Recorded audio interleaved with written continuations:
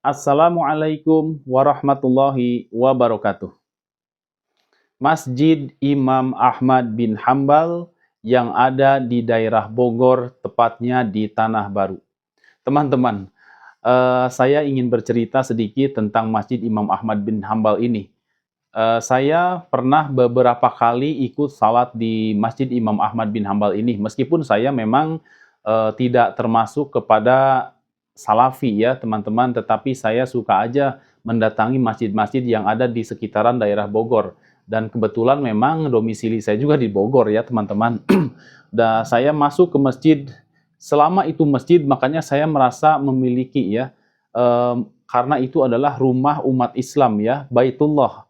Istilahnya di situ siapapun selama umat Islam boleh melaksanakan ibadah sholat di dalam masjid tersebut ya. Entah itu masjid yang didirikan oleh organisasi Nahdlatul Ulama, atau masjid yang didirikan oleh Muhammadiyah, atau masjid yang didirikan oleh ormas-ormas lainnya, termasuk di sini adalah masjid yang didirikan oleh Jamaah Salafi ya, yaitu Masjid Imam Ahmad bin Hambal. Saya senang aja ya teman-teman keliling kadang-kadang ya di sekitaran daerah Bogor. Kadang saya pun ketika saya sedang keluar kota, saya juga suka ikut sholat di masjid yang ada di kota tersebut atau yang ada di daerah tersebut. Untuk apa ya? Untuk kita agar pertama kita sholat di masjid ya berjamaah, tentu kan pahalanya besar ya, mendapatkan 27 rakaat. Belum lagi ada kesan menarik aja teman-teman ya, karena meskipun sama ya namanya masjid, tetapi kadang-kadang memiliki ciri khas tersendiri ya setiap jamaahnya yang sholat di masjid tersebut. Kalau masjid transit ya, seperti masjid-masjid yang di pinggir jalan kan rata-rata orang-orangnya transit ya teman-teman. Artinya orang-orangnya tidak menetap di situ, kadang hanya ikut sholat di situ lalu pergi lagi seperti itu. Berbeda dengan masjid yang didirikan di tengah-tengah warga ya, masjid warga, beda lagi seperti itu. Yang memang ya saya berkunjung kadang ke masjid warga, ke masjid juga tempat transit ya. Pokoknya intinya saya senang mengunjungi masjid-masjid ya, seperti itu teman-teman. Baik, dan yang akan ingin ceritakan saat ini ialah Masjid Imam Ahmad bin Hambal. Bagi saya sangat menarik sekali. Kenapa? Masjid Imam Ahmad bin Hambal ini banyak sekali ini ya pendapat dari masyarakat sekitar ya, kemudian juga dari masyarakat di luar daerah kota Bogor juga banyak yang menyoroti masjid ini. Kenapa? Karena di sini adalah tempat diadakannya kajian salafi ya, yang diisi oleh dulu ketika Ustadz Yazid rahimahullah masih ada, beliau sering mengadakan kajian di sini ya, di Masjid Imam Ahmad bin Hambal tersebut. Makanya masjid ini hampir terkenal ya, terutama di jamaah salafi ya. Saya juga tidak mengetahui bahwa Masjid Imam Ahmad bin Hambal ini seterkenal itu ya di mata di Indonesia ini ya teman-teman, seperti itu.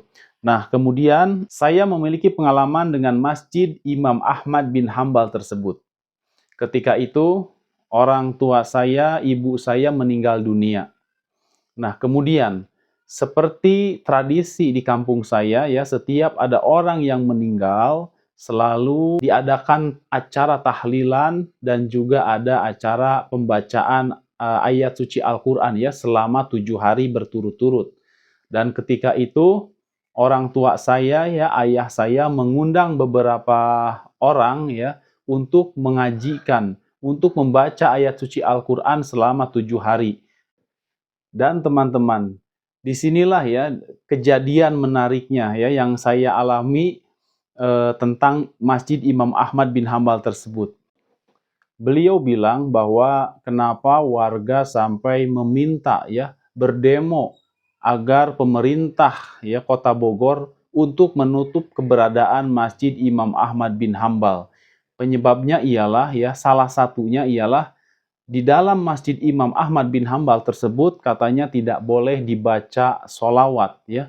Saya pun merasa heran, kenapa tidak boleh dibaca sholawat? Nah, mendengar ucapan itu saya pun bertanya kan teman-teman, ketika beliau bilang di dalam Masjid Imam Ahmad bin Hambal tidak boleh dibacakan sholawat, kemudian sontak saya pun bertanya, apa benar tidak boleh, kok masjid tidak boleh dibacakan sholawat? Dia bilang iya benar ya. Pokoknya tata cara ibadahnya berbeda dengan masyarakat kita, dia bilang seperti itu. Ya, bisa jadi ya berbeda, saya bilang seperti itu. Tapi kalau masalah dibacakan sholawat, saya bilang, apakah antum ya sudah ngecek benar-benar nih? Jangan-jangan antum hanya fitnah saja ya, tanpa mengecek terlebih dahulu. Dia bilang, sudah, ya kita sudah mengeceknya. Pokoknya masjid itu tidak boleh dibacakan sholawat, ya berbeda dengan masjid-masjid kita pada umumnya. Dia bilang seperti itu. Kemudian saya pun tanya lebih lanjut, ya dan saya pun menunjukkan bukti ya bahwa di masjid itu boleh membaca sholawat. Saya bilang seperti ini. Kalau, pernyataan antum itu saya rasa salah, tidak tepat, dikarenakan saya pernah sholat di masjid itu, saya bilang kan. Dan tahu sendiri ya, ketika kita sholat, kita kan membaca sholawat ya, sholawat Ibrahim kita baca ya. Dan ketika itu pun saya membaca sholawat, membaca sholawat Ibrahim. Dan tidak ada pelarangan sedikit pun ya ketika saya membaca sholawat Ibrahim. Bahkan ketika saya mendengar ya, ada seseorang ya mengucapkan kata Nabi Muhammad, saya pun mengucapkan sholawat sallallahu alaihi wasallam ya, dengan agak sedikit jahar, agak sedikit keras, dan saya yakin orang-orang di sekitarnya pun mendengar ucapan saya, dan saya tidak mendapatkan pelarangan itu, saya bilang seperti itu ya ke teman saya itu yang mengatakan bahwa di dalam Masjid Imam Ahmad bin Hambal itu tidak boleh dibacakan sholawat. Nah, itu saya bantah langsung ya. Kenapa saya membantahnya? Karena saya punya pengalaman pernah ikut sholat di dalam masjid itu, ya teman-teman seperti itu. Ketika tahu sendiri kan teman-teman, kalau kita sedang sholat, kita pasti membaca takbir, membaca tasbih ya, seperti Allahu Akbar, Subhanallah ya, seperti itu ya, kita baca Al-Quran dan juga kita baca sholawat. Dan ketika itu saya membaca sholawat, tidak ada satu orang pun yang melarang saya sholat di situ, yang membaca sholawat di situ. Tidak ada ya, seperti itu. Makanya saya bantah, dia bilang, yang dimaksud sholawat itu bukan ketika sholat. Terus saya bilang, yaitu ketika di luar sholat. Nah, iya, ketika di luar sholat pun saya pernah bersolawat, saya bilang. Ketika ada Nabi Muhammad, ketika ada Nabi Muhammad, nama Nabi Muhammad dikatakan kan kita harus bersolawat ya, sallallahu alaihi wasallam. Nah, itu kan di luar sholat. Saya pun tidak dilarang sama mereka. Nah, terus di mana bukti mereka tidak boleh solawatnya? Dia bilang lagi, dia jelaskan lagi ke saya, ternyata yang dia maksud tidak boleh membaca solawat ialah solawatan. Nah, di dalam masjid itu tidak boleh dibacakan solawatan seperti Ya Nabi salam alaika atau membacakan berjanji ya seperti itu mungkin ya untuk diperjelasnya. Oh, saya bilang kalau masalah itu mah mungkin di Muhammadiyah juga tidak ada ya pembacaan kitab berjanji atau dan sejenisnya. Wallahu alam, saya juga tidak tahu, saya bilang seperti itu. Kalau yang dimaksud dengan emas ini adalah bahwa dengan amang ya, saya bilangnya amang. Dengan amang ini adalah amang itu teman-teman dalam bahasa Sunda itu sama dengan emas. Kalau yang Amang bilang ini pelarangan solawat, makanya saya bilang saya pernah ikut sholat dan membaca solawat dan juga pernah membaca solawat di luar sholat, yaitu ketika mendengar nama Nabi Muhammad Sallallahu Alaihi Wasallam disebutkan maka saya bersolawat dan tidak ada pelarangan seperti itu. Kalau yang dimaksud solawat tidak boleh solawat itu adalah solawatan, ya iya bisa jadi iya, saya pun tidak tahu ya hukumnya sholawatan itu kenapa mereka sampai melarangnya. Mungkin bukan melarangnya ya, hanya saja mungkin mereka tidak mengamalkannya. Mungkin mereka punya alasan, saya bilang seperti itu ya. Kalau seperti itu ya sudah saja. Kalau mereka punya dalil, kenapa kita harus mengikuti urusan mereka? Saya bilang seperti itu. Enggak, ini tetap bisa membuat kerusuhan. Wah, jadi alasannya berpindah kepada kerusuhan. Ini berkat obrolan saya ya dengan beliau, ya dengan memang alasannya kenapa Masjid Imam Ahmad bin Hambal itu tidak boleh didirikan di kota Bogor atau di daerah Bogor ya, teman-teman seperti itu.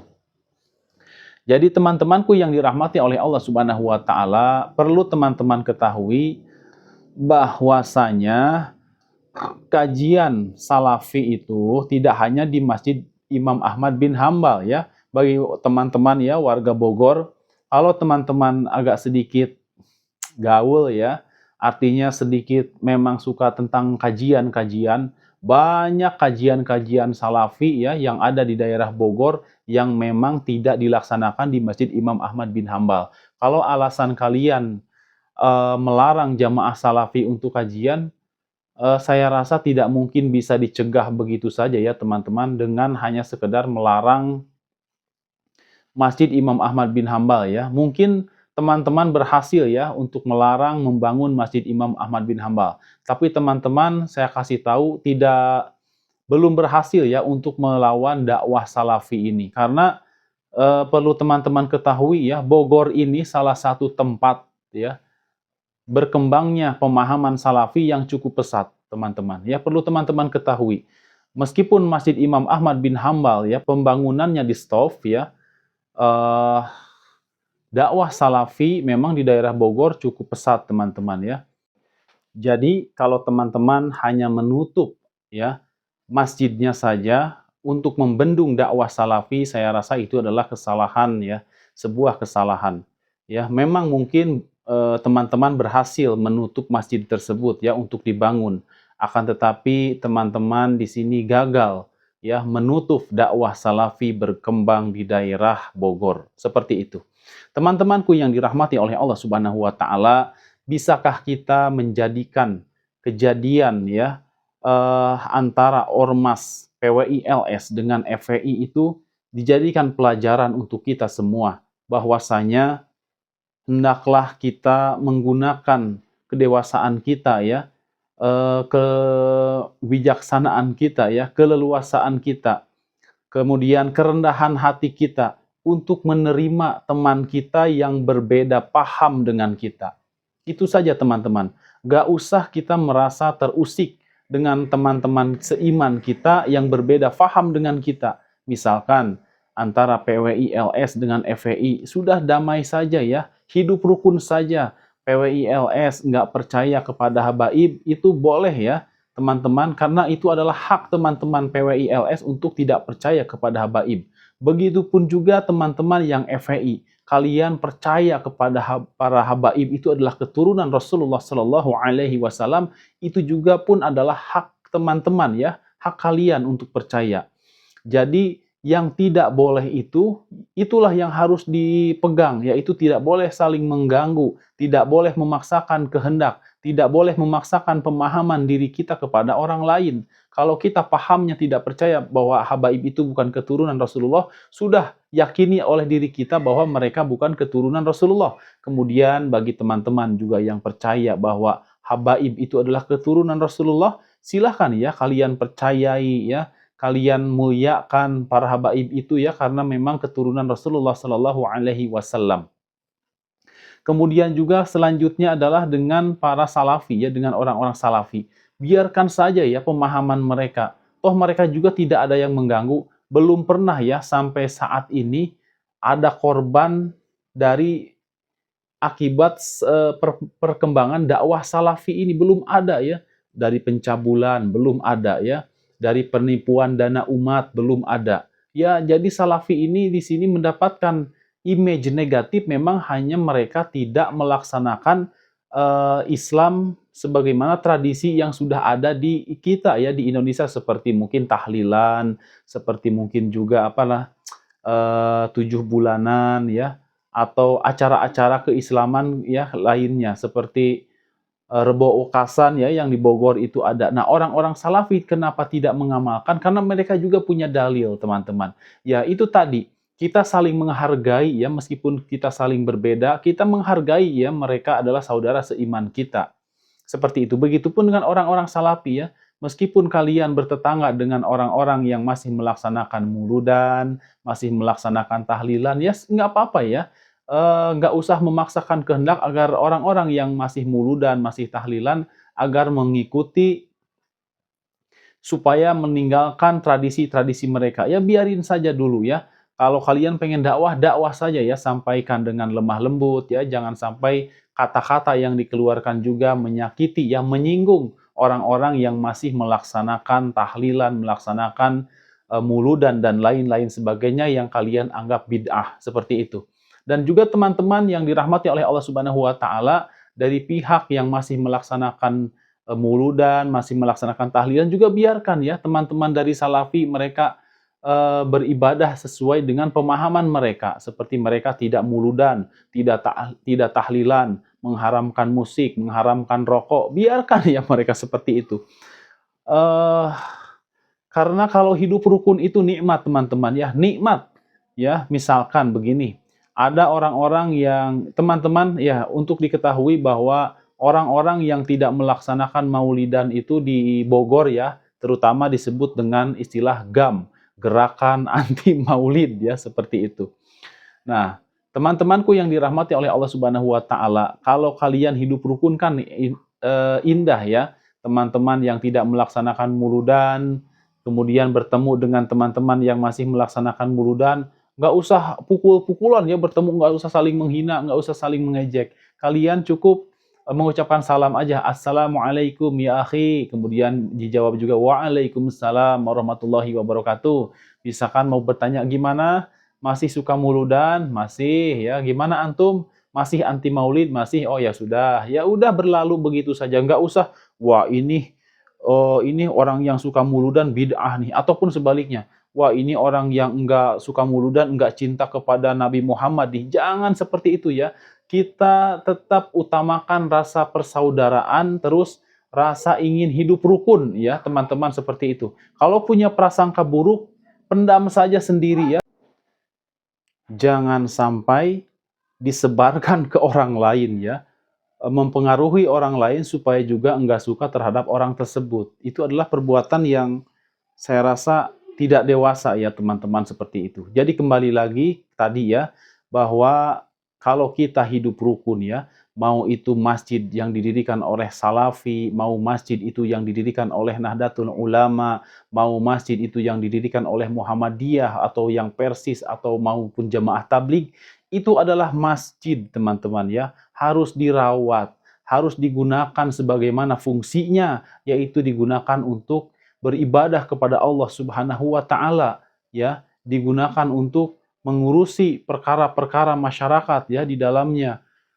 Jadi digunakan, dimanfaatkan sebaik mungkin, bukan justru malah keberadaan masjid tersebut dijadikan sumber konflik, dijadikan sumber untuk kita berprasangka buruk terhadap saudara seiman kita. Kalau kita memang curiga ya dengan saudara kita, coba teman-teman datangi, hubungi, ajak ngobrol ya. Kenapa kita harus berbeda begini ya? Ya kalau berbeda itu adalah sebuah hal yang tidak mungkin bisa dihindarkan, ya nggak apa-apa hidup berbeda. Toh teman-teman kan kalau punya istri, ya mereka kan berbeda. Mereka perempuan, kita laki-laki. Kita justru bisa hidup bahagia itu karena kita berbeda. Ya teman-teman, seperti itu. Teman-teman juga kalau hidupnya sama aja semua pemahamannya dengan teman-teman. Terus teman-teman juga bete ya. Nggak ada tantangan untuk pastabakul khairat, berlomba-lomba dalam kebaikan. Nggak apa-apa kalau menurut saya ya, teman-teman, Masjid Imam Ahmad bin Hambal itu berdiri ya seperti layaknya seperti yang sudah-sudah aja ya, ketika zaman dahulu ya, masih berdiri dan dilaksanakan kajian di sana. Dan saya rasa buktikan teman-teman bahwa teman-teman ini adalah orang-orang yang memang mencintai hidup rukun ya. Entah itu dari PWILS, dari FVI, ya hidup rukun saja ya teman-teman, seperti itu. Dan saling menghargai perbedaan masing-masing ya. Mungkin bagi teman-teman yang memang belum terbiasa untuk hidup rukun, susah mendengar channel ini ya, karena channel ini adalah Kang Baha ini channel untuk merukunkan ya teman-teman yang suka bertikai. Teman-teman, seperti itu. Jadi di sini posisinya memang saya ini netral ya teman-teman, saya nggak pro ke Salafi, nggak pro ke PWILS, nggak pro ke mana, nggak pro ke FVI. Saya di sini hanya ingin netral dan ingin merukunkan sebenarnya ya, tetapi ya begitulah ya. Meskipun usaha saya netral ini, tetap saja akan ada orang-orang yang berpandangan bahwa saya lebih memihak kepada satu kelompok atau kepada satu sisi ya. Tidak, sebenarnya tidak seperti itu. Itu hanya pandangan teman-teman saya. Sebenarnya saya inginnya hidup rukun, mau Salafi, mau NU, mau Muhammadiyah, hidup rukun. Mau yang pendatang, mau yang penduduk asli, hidup rukun. Pokoknya selama Islam, sunnah wal jamaah itu saudara. Dan jika ada Syiah atau orang-orang Kristen ya, itu adalah tetangga. Ya, bagaimana kalau kita dengan saudara? Kita harus hidup rukun. Ya, teman-teman, bagaimana kalau kita dengan tetangga atau dengan orang-orang ini ya, orang-orang Syiah dan orang-orang kafir? Kita juga harus hidup rukun, menghargai mereka ya sebagai tetangga kita. Kalau mereka mengganggu ke kita, ya kita tentu kita tidak ingin diganggu ya. Kita juga pasti kalau mereka berbuat zolim tentu kita akan melawannya seperti itu teman-teman. Tapi selama mereka masih berbuat baik, ya ingin hidup rukun, ya kita juga kenapa harus bermusuhan, ya seperti itu. Apalagi ini dengan saudara seiman kita. Ini sih yang parahnya memang kadang-kadang isu-isu yang disampaikan oleh saudara seiman kita juga yang keterlaluan ya. Menyampaikan bahwa misalkan FPI adalah PKI ya, ataupun sebaliknya PWI LS adalah PKI, atau sebaliknya Wahabi adalah haus darah. Kan lucu sekali ya, Wahabi dibilang haus darah ya. Kemudian orang-orang yang katanya ngaji dengan kitab ini ya, terjemahan, dibilang kitab banci ya. Terus orang-orang yang pokoknya jadi kiai harus jadi kalian membuat standar-standar sendiri. Padahal standar kita jelas. Amantu billah ya. Itulah beriman kepada Allah dan mengakui Nabi Muhammad SAW sudah itu muslim teman-teman, saudara seiman kita. Jangan membuat standar-standar berdasarkan hawa nafsu kita. Ya, demikian. Saya berharap semoga kekisruhan yang ada di Kota Bogor ini ya, baik itu PWI LS ya atau dengan FPI ataupun pembangunan Masjid Imam Ahmad bin Hambal, semoga semua ini bisa selesai ya masalah ini. Demikian ya tayangan kali ini bermaksud untuk membuat rukun ya umat Islam yang ada di daerah Bogor terutama khususnya dan umumnya untuk umat Islam di seluruh Indonesia. Semoga akur-akur saja ya, yang Salafi, yang Muhammadiyah, yang Nahdlatul Ulama maupun Persis, Jamaah Tabligh dan lain-lainnya semoga bisa hidup rukun. Demikian, wabillahi taufiq wal hidayah. Wassalamualaikum warahmatullahi wabarakatuh.